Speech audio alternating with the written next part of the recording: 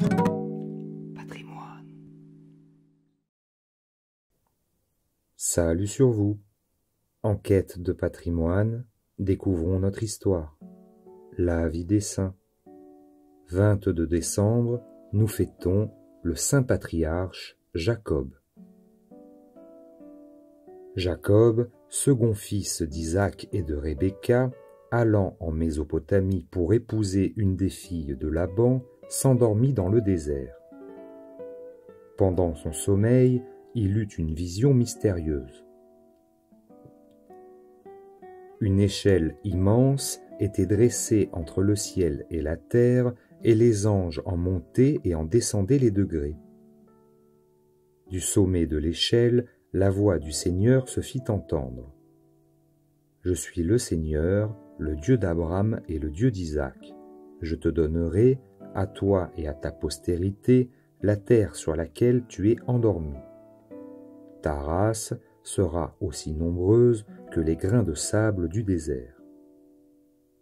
Elle s'étendra à l'Orient et à l'Occident, au septentrion et au Midi, et toutes les nations seront bénies en celui qui naîtra de toi. » L'échelle de Jacob est le symbole du gouvernement providentiel de Dieu, des rapports multiples et constants entre le ciel et la terre, rapports qui ont lieu par l'intermédiaire des anges.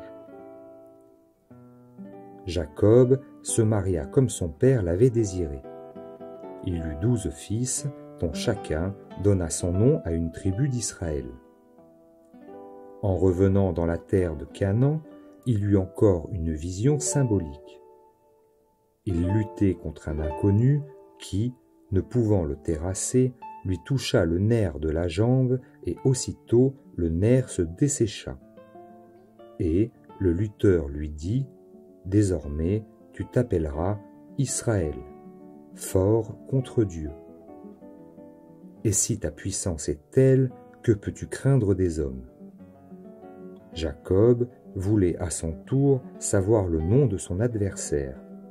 Mais, sans lui répondre, l'ange du Seigneur, car c'était lui, le bénit et disparut. Jacob continua de mener la vie pastorale vers Sichem et Béthel. Il eut la douleur de se voir séparé de Joseph, son fils de prédilection, et le pleura comme mort. Il eut plus tard la joie de le retrouver tout-puissant en Égypte. Il se rendit dans ce pays avec toute sa famille et s'établit dans la terre de Guésen où il mourut, âgé de 147 ans, l'an du monde 2345, après avoir recommandé de l'enterrer dans la terre de Canaan auprès d'Abraham et d'Isaac.